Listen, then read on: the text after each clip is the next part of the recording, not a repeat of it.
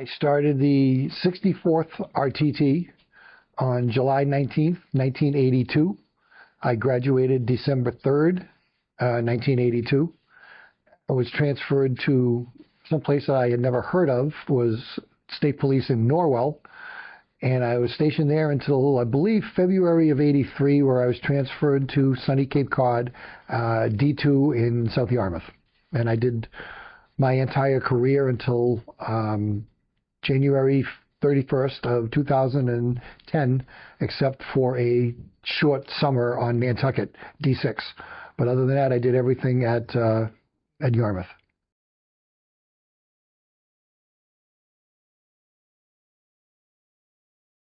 I was basically arrested the day that I was graduated in high school on Bourne PD. I was transported in handcuffs in my cap and gown to the Bourne police station and brought up to the chief, and he just sat there, and he was a former Marine, and he just had this mean-looking scowl on his face, and he just kept staring at me, and finally they took the cuffs off, and he handed me my badges, and he says, "You start tonight at midnight."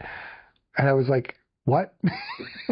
He goes, "You start tonight at midnight." He says, "You got a career for 20 years or a party for one night. The choice is yours."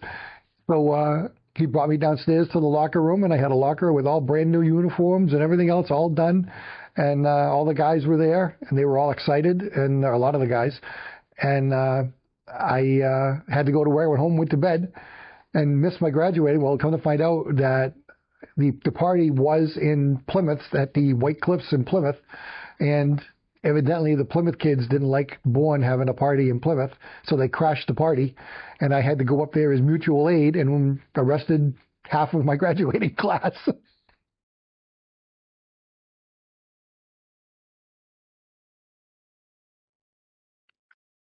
It was a lot of fun. It was scary. I wanted to quit I don't know how many times, and then be on my way home with one of my classmates, and because we commuted, and we'd be talking each other out of not quitting. And it was like, "You'll be here Monday morning." And it's like, "No, I've had enough. I can't do this. I can't deal with it. I can't deal with it." And sure enough, 5 o'clock Monday morning would come around, and off we'd go. We'd complain all the way up till we get to Route 9, and then complain once we saw the towers coming off Route 3 onto 128. We saw the towers there for the Channel 5, I think it was.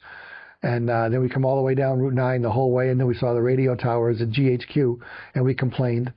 And we finally were there, and then it was like, "Oh, I don't want to do this." And we were there every day, and we did it. We did that for 16 weeks. I think we complained every weekend on the way to and from the academy. But it was fun. You learned a lot. I had a lot of great people, a lot of great instructors.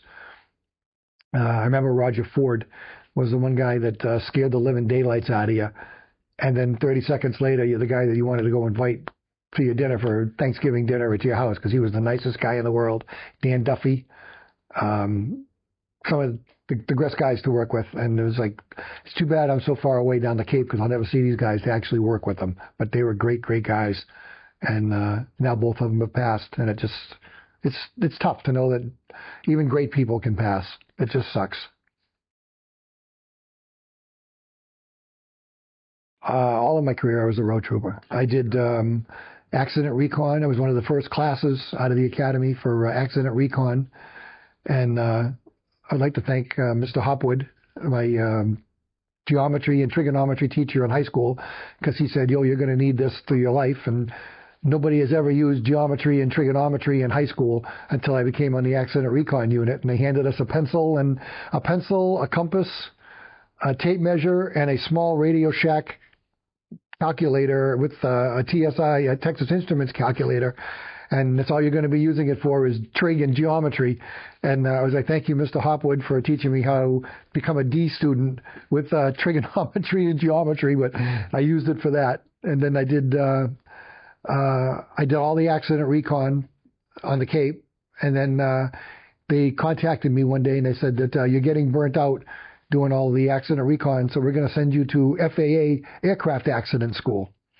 So I went from doing fatal accidents with 1 or 2 people to plane crashes with multiple people. And it was like, well, most people don't usually walk away from plane crashes. But I did that, and then I was cross-trained as U.S. Customs. So I would do some of that with the plane crashes. And once in a while I went out with the Coast Guard until I realized I got seasick. And that ended that real quick. But I used the customs things for when we started doing, which is the bad word now, but the illegal immigration and everything else. And I had the access to the El Paso Information Center and their customs, I don't know if you call it their headquarters or regional sectional headquarters, whatever it was in Vermont. So we would arrest people and I could call them and find out when they came into the country legally or illegally or how long they've been here and everything. So we had more little access. So there was an extra tool that we had to use. And unfortunately, it was a fantastic tool. But unfortunately, as being with a state police agency or a state agency, they never allowed updates. So we could never go for any further training. We could never do anything that we could possibly do except for that 1 week-long class, I think it was, or a couple-day class. You get your certifications, and that's the last time you heard of them. And who knows? It's been probably 25 or 30 years since I took the class, and I still may be certified. Who knows? Because they never asked for the paperwork back, or there's no expiration date on the paperwork. So I still may be certified as U.S. Customs and Border Patrol. Who knows?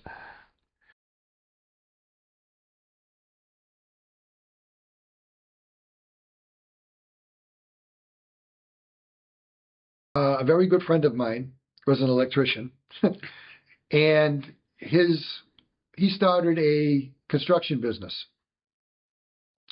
The person that he started the construction business with was the fighter pilot, Tony Schiavi. His call sign was Chemo. And I was invited to when he was, I'm pretty sure he was the base commander at Otis for a while as a lieutenant colonel, or as a colonel. And I was invited out there to have pictures taken for this. How I was invited, how Steve invited me, I have no idea. But I was invited out. Well, come to find out, they have the blue suits in the Air Force guarding the flight line. There was a pickup truck guarding the flight line, the planes. While I was walking around, there was 2 guys with M16s making sure I wasn't going to go pull a gun on the pilot and steal the plane or whatever it was. I didn't know any of this. So I get there and I see Chemo, and we're taking all these pictures, and we did all kinds of stuff. I got probably, back then it was rolls of film. I think it was like 2 or 3 rolls of film that we did all kinds of poses. We did everything. And, I'm pulling him over, giving him a ticket, everything like that. Well, I went to his last flight that he did, and I was invited to that ceremony. I was also invited to his retirement ceremony because we became good friends. And I became to his retirement ceremony. Right after that, a state police class graduated. And I didn't know it, but one of the guys that got transferred to Yarmouth was one of those blue suits. And he says, I remember you. He says, you climbed all over a jet at Otis. He says, yeah. He says, I had an M16. I was ready to be pointed at you at any time. I thought you were going to steal a jet.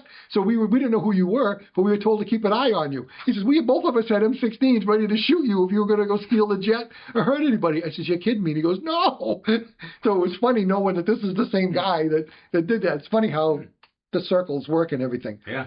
But that was Tony's jet, and I was very fortunate to be able to do that. So there was when the Thunderbirds came to the base for one of the last air shows, I was security for the air show, and they had all the places all set up for, I guess you'd call the VIPs and everything. Well, his wife was right out front, and I know his wife quite well, and I walked up and I said, excuse me, ma'am. And nobody else knew who I was except for her. Excuse me, ma'am. I said, this is a restricted area. You're going to have to leave.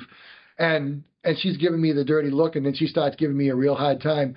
So we pretended like we're going at it and everything. And all these people are going, do you know who that is? That's the colonel's wife. You can't do that. You can't arrest her. You can't do this. And finally she started breaking up laughing and gave me a big hug and everything. And she goes, Chemo's going to love this when he finds out that what you just did. And she goes, he's a friend of mine. So they're all sitting there laughing. And next thing you know, he comes over. Hey, you want to go for a ride on a golf cart? So we go out on the flight line and we're riding around with all the Thunderbirds and we're doing all this stuff. And it was kind of cool to go do that. But it was just funny watching the people's reaction when I'm telling the colonel's wife that she's in a restricted area, she has to leave. And it was just funny to go sit there and do that. And then when we were at his retirement party, I was standing at the bar, and I was working at the base at the time as a security guard. And I was standing at the bar talking to this gentleman, and my boss was wanting to be there, and he couldn't get there. Well, people started taking pictures. And I'm standing there with this gentleman, and I knew who he was. And people are all sitting there, and all of a sudden they have the announcement, "Wait, please take your seats," and everything. Well, I'm sitting at the head table with Chemo and his wife and the base commander and everything. And this guy is near the back at a table. And I'm going, "Tony, something is wrong here." And he goes, "What?" I says, "I'm Joe Shit the Ragman. I'm nobody. And you got a 2-star general sitting in the back?" And he goes, "Yeah, but he wasn't invited to sit at the head table. You were." I says, but it's a 2-star. And he says, "Yeah." He says, "Did you buy him a drink?" And I says, "Yeah, and he bought me one too." He goes, "Well, there you are. You got a general to buy you a drink." So when we got the pictures, my boss at the base thought he was real cool, blah, blah, blah. "Well, where were you last night?" "I went out to such and such, and I got to meet somebody from the Bruins." He was all excited for. And I was at Chemo's promotion ceremony to general and his retirement ceremony at the same time. He goes, "Oh, really?" And I says, "Yeah." And I says, "I was also hobnobbing with the 2-star general. He and I were buying drinks together." And he goes, "No, you weren't." And I says, "Yeah, I was." And he was like, "Oh my God." And I said, "Yeah, I'm just a nobody. I'm just a lowly security guard. I'm a retired trooper. I'm nobody." And it was funny. So then they had a party afterwards, and I was working the gate at the base, and this BMW shows up. And this lady gets out, and she's motioning me over and everything. I knew who it was. And she's motioning me over, and she gives me a hug, and she hands me an envelope with all the pictures in it. And I go back, and my lieutenant had showed up. And he's sitting there, and he says, "Oh, well, who's that?" He says, "Somebody you know that's trying to get on the base sneaking?" And I says, "No, that's the general's wife." I says, "And she's giving me pictures of the retirement party from last week." "What wife? What general?" I says, "The general that was in charge of the base, whose retirement party I went to that you didn't get invited to." I says, "But that's who it was." I says, "To show me the pictures." So I opened it up, and there's all the pictures of me with the 2-star and everybody else. And he's going, "Oh." I said, "Oh, what's the matter?" I says, "You a little jealous that you didn't get invited?"